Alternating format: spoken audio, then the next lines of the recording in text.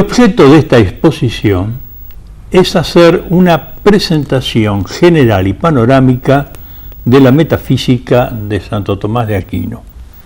Por lo tanto, no vamos a encarar el tratamiento específico de ningún tema en particular, sino que vamos a procurar desentrañar cuál es el sentido que la metafísica tiene en el contexto general del pensamiento de Tomás de Aquino, cuál es el objeto que Tomás de Aquino atribuye a esta ciencia y cuáles serían los 2 o 3 ejes centrales sobre los cuales se articula el pensamiento metafísico de Santo Tomás. Y en procura de este objetivo que nos hemos trazado, en primer lugar vamos a comentar un texto que a nuestro juicio es fundamental para iniciarnos en esta visión panorámica de la metafísica tomista. Me refiero al proemio que Santo Tomás antepone al comentario de la metafísica de Aristóteles. Como es bien sabido, Santo Tomás comentó numerosas obras de Aristóteles. De hecho, su actividad como comentarista del filósofo constituye una de las vetas más significativas de todo su sistema. Y entre los libros que comenta Santo Tomás, pertenecientes a Aristóteles, está la metafísica. Es también habitual que Santo Tomás anteponga a los comentarios de los textos de Aristóteles, o de otros autores también comentados por él, unos proemios. Estos proemios, que son textos relativamente breves, concisos, revisten particular interés, porque en estos proemios, por regla general, Santo Tomás traza las líneas maestras del texto que va a comentar. Es como que Santo Tomás, desde el proemio, pone una suerte de orden, diseña, digamos así, un orden arquitectónico respecto del texto que él va a comentar. Estos proemios, por lo tanto, constituyen preciosas páginas de lo que podríamos llamar una epistemología tomista, es decir, una filosofía de las ciencias en Santo Tomás. Y con respecto a la metafísica, el proemio resulta de un particular interés. Vamos a ver, pues, en esta primera parte, qué nos dice Santo Tomás en este proemio que él antepone al comentario de la metafísica de Aristóteles. Santo Tomás en este proemio comienza recordando al propio Aristóteles, citando un pasaje de la Política de Aristóteles, y dice que cuando hay una multitud que se ordena a una sola cosa, es necesario que una de esas cosas que constituyen la multitud sea la que tenga el papel de regir o de gobernar esa multitud. Y otras cosas deben ser regidas y gobernadas. Es decir, ahí donde hay una pluralidad de cosas que están ordenadas a una, es necesario que dentro de esa pluralidad de cosas, una de ellas sea la principal y por lo tanto la rectora, en tanto que las otras tienen que ser las regidas. Y pone un ejemplo sacado de la antropología y de la psicología. Dice, por ejemplo, en el hombre existe el alma y el cuerpo sustancialmente unidos. Pues bien, corresponde al alma regir al cuerpo y el cuerpo obedecer al alma. Y lo mismo pasa, dice, con las facultades o potencias del alma.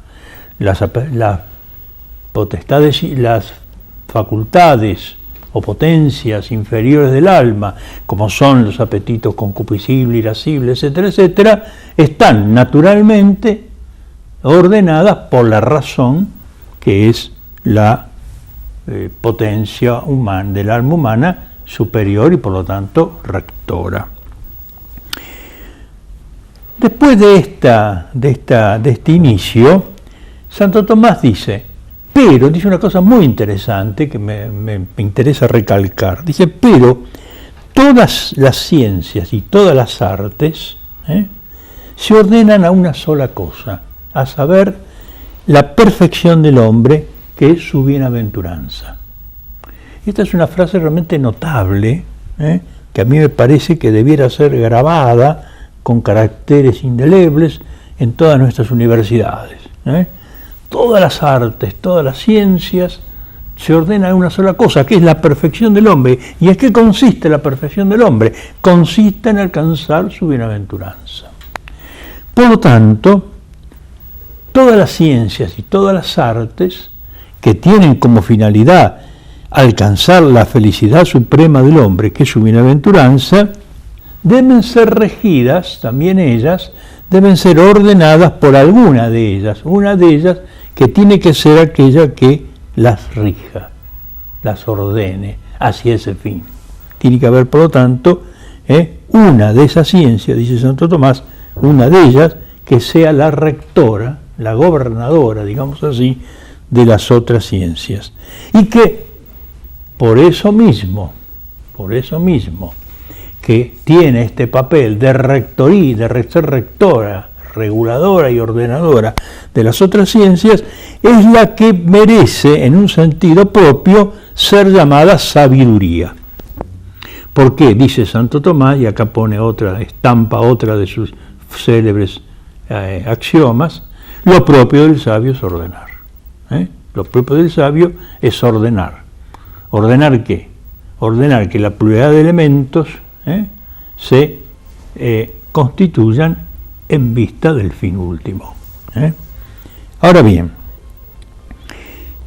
se trata entonces, dice a continuación Santo Tomás, de establecer cuál de entre la multitud de ciencias y artes que el hombre ejerce, o el hombre construye con su razón, cuál de ellas merece ser la ciencia rectora, por lo tanto la ciencia propiamente llamada sabiduría. Y acá Santo Tomás vuelve a ilustrarnos con un ejemplo que él también toma de la política de Aristóteles y dice: en la comunidad de los hombres, ¿quiénes son aquellos que están llamados a regir y a gobernar? Pues aquellos mejor dispuestos intelectualmente, aquellos que tienen un intelecto más poderoso, aquellos que tienen un intelecto más perfecto, digamos así, son los que están por naturaleza llamados a gobernar a los otros. Y entonces, transportando este ejemplo de la ciudad, de la sociedad política, al caso de las ciencias, que ahora nos ocupa, diremos que la ciencia, que tiene que asumir en el conjunto de las ciencias humanas ese papel de rectoría, ese papel de ser la reguladora de las otras ciencias, repito y recordemos siempre, en orden a que todas ellas se dirijan al último fin, que es la perfección del hombre, que es su bienaventuranza, pues tiene que ser precisamente la ciencia más intelectual, es decir, aquella que verse respecto de las cosas máximamente inteligibles. Y aquí entonces Santo Tomás asienta una primera conclusión fundamental. Esta ciencia, rectora de todas las otras ciencias, esta ciencia a la cual le cabe con la mayor propiedad el nombre de sabiduría, es una ciencia que debe versar acerca de las cosas que son máximamente inteligibles, de aquellas cosas que son en máximo grado inteligibles. Aquello que se ocupa de la máxima inteligibilidad que la mente humana puede alcanzar. Y esa inteligibilidad es doble. La inteligibilidad en sí misma que las cosas tienen y la inteligibilidad quasi no, es decir, respecto de esa inteligibilidad de lo real que la mente humana puede alcanzar. Y aquí entonces establecemos un primer principio. Establecido esto, A continuación, Santo Tomás dice, bueno, pero ¿cómo nosotros podemos asumir o podemos entender cuáles son esas cosas máximamente inteligibles? Y aquí Santo Tomás nos lleva por un triple camino que nos va a ir a conducir a eso que resulta ser lo máximamente inteligible y por lo tanto el cometido propio de esta ciencia rectora de la que estamos hablando, y a la que todavía no le hemos dado un nombre específico. Simplemente hemos dicho que será la ciencia rectora a la cual le corresponderá en el sentido más propio el nombre de sabiduría. Y entonces lo primero, dice, el primer camino de los tres que Santo Tomás nos propone es respecto del orden de la inteligencia. Claro, dice, nosotros ¿de dónde tomamos la certeza de nuestro conocimiento? ¿Cómo somos capaces nosotros de, en nuestra penetración de lo real, de alcanzar un conocimiento seguro, cierto? La certa cognicio, como dice Santo Tomás. ¿Cómo la alcanzamos? Y la alcanzamos a través de las causas. Y en esto Santo Tomás no hace sino seguir las huellas de Aristóteles. La verdadera ciencia es siempre una cognitio certa per causas, es decir, un conocimiento seguro, certero por las causas. Y son las cuatro causas que todos conocemos: la causa material, la causa formal, la causa eficiente, la causa final. Cuando conocemos las causas, entonces estamos conociendo con certeza, y cuanto más alta es la causa que conocemos, más alta será la ciencia y más alta será la certeza de la ciencia.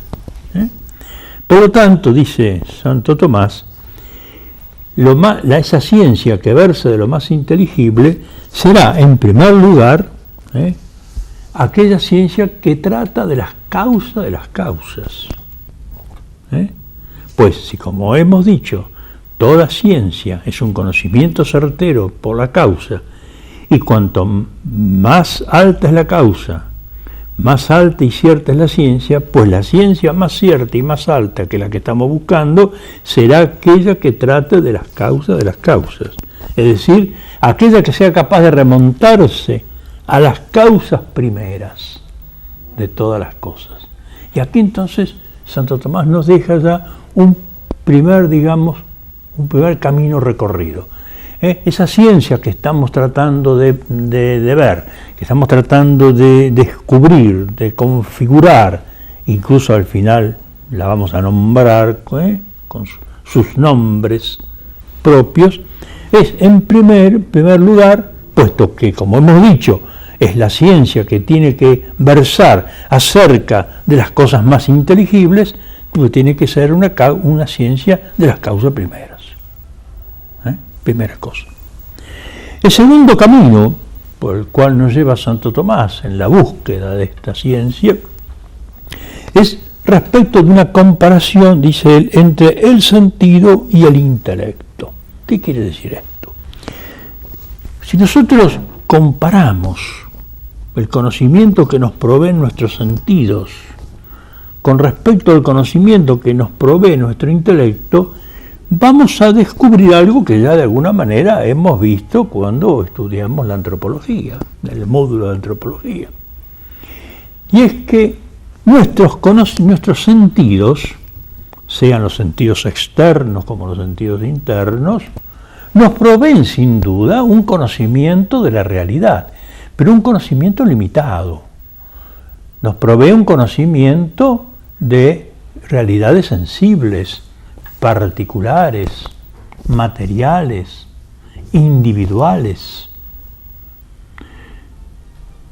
Por lo tanto, este nivel de conocimiento que podemos adquirir de lo real por medio de nuestros sentidos siempre está, digamos así, limitado a un mundo de lo singular, de lo particular, de lo sensible.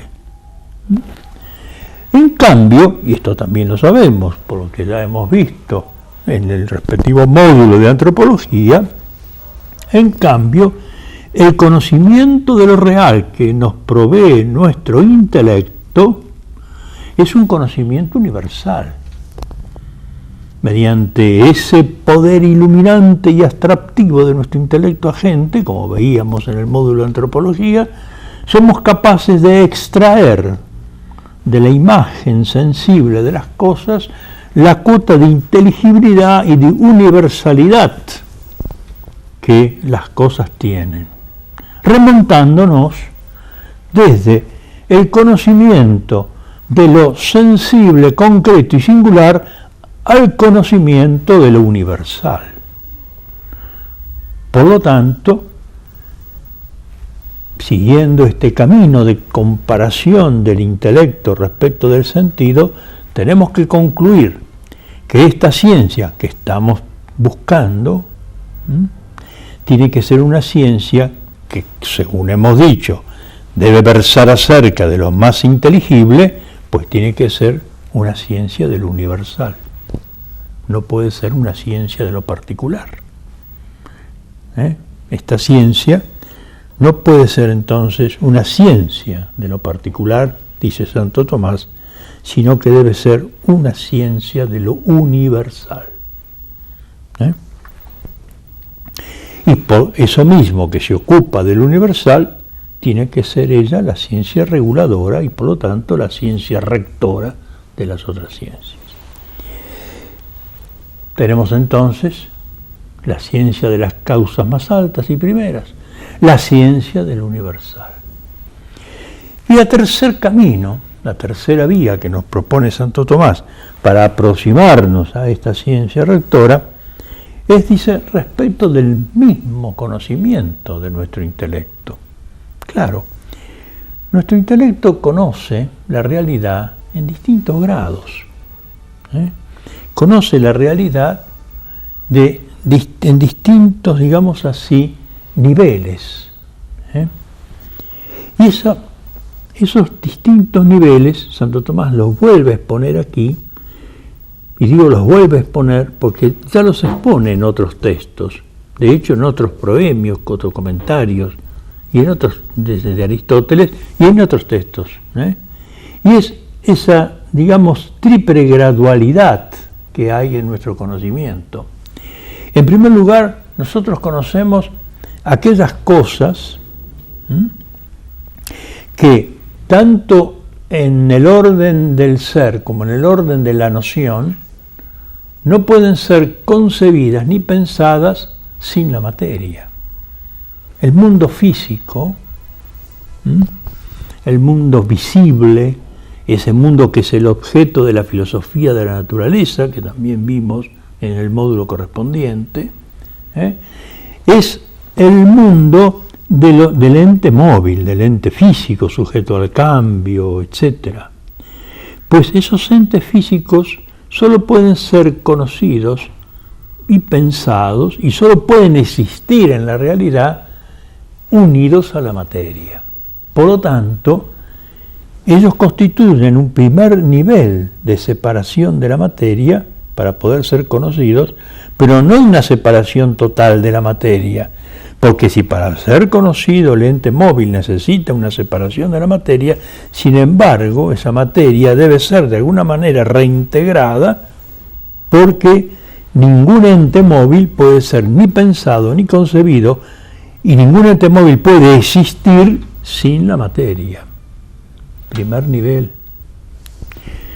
Ascendiendo en esta visión, digamos, nociológica, tenemos después el conocimiento de unas realidades que, si bien en el orden del ser no pueden existir sin la materia, pueden ser concebidos y pensados sin la materia.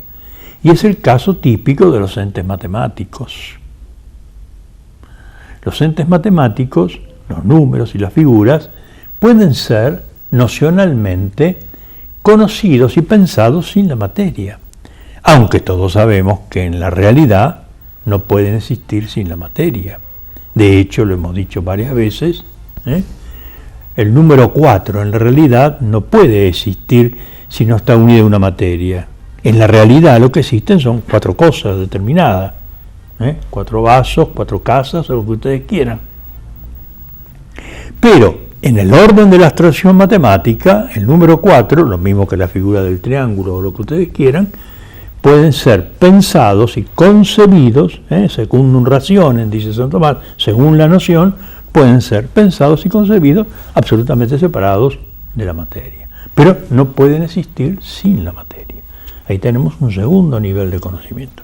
Y por último, tenemos el más alto nivel de conocimiento a que puede llegar nuestro intelecto, que es el de aquellas realidades que, tanto en el orden del ser como en el orden de la noción,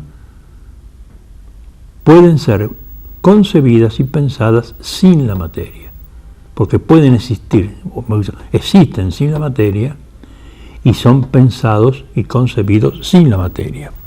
O sea que están absoluta y totalmente separados de toda materialidad.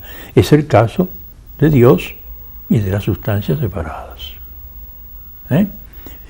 Este conjunto, digamos así, de realidades constituyen las realidades máximamente separadas de la materia. Aquí en ellas ya no hay dependencia alguna de la materia, ni en el orden del ser ni en el orden del pensar. Existen sin la materia, no dependen de la materia para existir, y por consiguiente nocionalmente son pensados y concebidos sin referencia a la materia. Aquí la separación de la materia, la inmunidad respecto de la materia total. Y esto constituye precisamente el aspecto más inteligible de la realidad. Esto constituye las realidades más inteligibles, aquellas que estamos buscando precisamente. Entonces, esta tercera vía, por la cual nos lleva la mano maestra de Tomás de Aquino, es que esta ciencia que estamos buscando, esta ciencia rectora, tiene que ser aquella ciencia que ocupe el máximo nivel de conocimiento humano. Ese nivel donde nuestro intelecto conoce aquellas realidades absolutamente separadas de la materia. Por eso, la metafísica, como se ha dicho, no procede propiamente por abstracción, como procede la matemática o procede la filosofía de naturaleza, donde nosotros abstraemos la materia para entender el ente matemático o el ente físico, pero de alguna manera hay siempre una referencia última a esa materia. La metafísica no procede por abstracción, la metafísica procede por separación, porque la metafísica se encarga de estudiar esas realidades que tanto en el orden del ser como en el orden de la noción están absolutamente separadas de la materia. Entonces, recapitulando lo que hasta aquí estamos viendo, de la mano de Santo Tomás, nos vamos acercando a esta ciencia, que ya de alguna manera hemos nombrado, metafísica, después vamos a ver que tiene otros nombres. Esta ciencia se encarga de esta triple consideración, de las causas primeras, de los universales y de aquella realidad que está absolutamente separada de la materia. Y esta triple consideración, dice Santo Tomás, no corresponde a distintas ciencias, sino que corresponde y debe ser atribuida a una sola ciencia. ¿Por qué?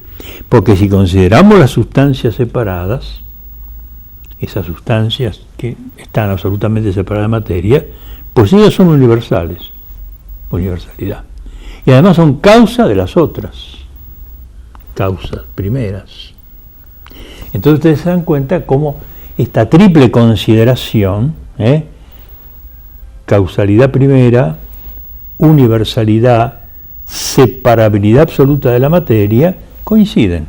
y por lo tanto tienen que ser el objeto de una sola y única ciencia.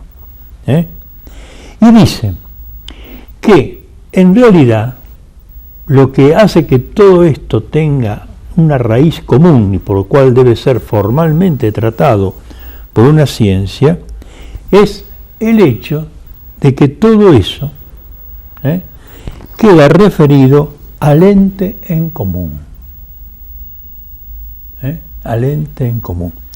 Por eso dice Santo Tomás que el sujeto propio de esta ciencia es el ente común. ¿Qué quiere decir el ente común? El ente visto en su máxima universalidad y en su máxima generalidad. La expresión latina del texto dice ipsum solum ens comune. Esta expresión comune, esta palabra, este término comune, nosotros lo traducimos como común, y está bien que esté traducido como común, pero también debe entenderse en un sentido de generalidad.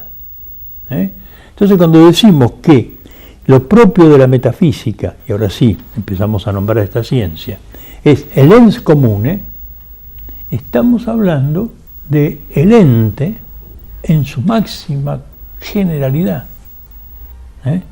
No el ente ceñido a un determinado ente. Por eso esta metafísica es ciencia primera, nunca puede ser una ciencia segunda. Ella no se ocupa de ningún ente en particular, se ocupa de lo más general que tienen las cosas, que es el ente común. Lo general, lo más general, lo más genérico, lo más común. De manera pues entonces que la metafísica, que ahora sí la nombramos, es una ciencia que se encarga de esta triple consideración de las causas más altas, de la causa primera, de la universalidad y de la separación absoluta de la materia. Pero todo eso bajo la razón de ente común, de ens comune, es decir, bajo la razón formal de lo que todas estas realidades tienen, de lo más común y general, que es el hecho de que son entes. Ahora bien, de acuerdo entonces con estas tres cosas, dice Santo Tomás, asignamos a esta ciencia tres nombres. En primer lugar, decimos, es una ciencia divina, y también la podemos llamar teología, en cuanto que considera a Dios y a las sustancias separadas. No nos confundamos aquí. Ciencia divina o teología no están aquí expresando la teología sagrada, no están aquí expresando aquella ciencia sagrada, aquella sacra doctrina que se funda en la ciencia de Dios y de los bienaventurados. Eso es otra cosa. La ciencia teológica sagrada parte de otro principio, parte de la revelación. Aquí estamos hablando de una teología natural, de una ciencia divina natural. ¿Por qué? Porque ella considera a Dios tal cual puede ser entendido por la sola luz de la razón natural y las sustancias separadas. También dice, la podemos llamar metafísica, en tanto que considera al ente y todas aquellas cosas que siguen al ente. Porque metafísica quiere decir transfísica. Quiere decir que es una ciencia que nos lleva más allá de toda realidad física. Y por último, dice, esta ciencia, en tanto que ella considera las causas primeras, puede llamarse filosofía primera o prima filosofía, filosofía primera, porque considera las causas primeras. Hay entonces un triple nombre de la metafísica en Santo Tomás, que nos pone ya de entrada frente al panorama global de esta ciencia. Ella es, en cierto modo, una ciencia divina, una teología natural, porque trata de Dios y de las sustancias separadas. Es también una metafísica o transfísica, porque nos lleva más allá de lo que nuestros sentidos nos pueden dar como conocimiento de lo real. Y es una ciencia primera, porque trata de las causas primeras y porque trata del ente bajo la consideración más universal y general que pueda darse de la realidad.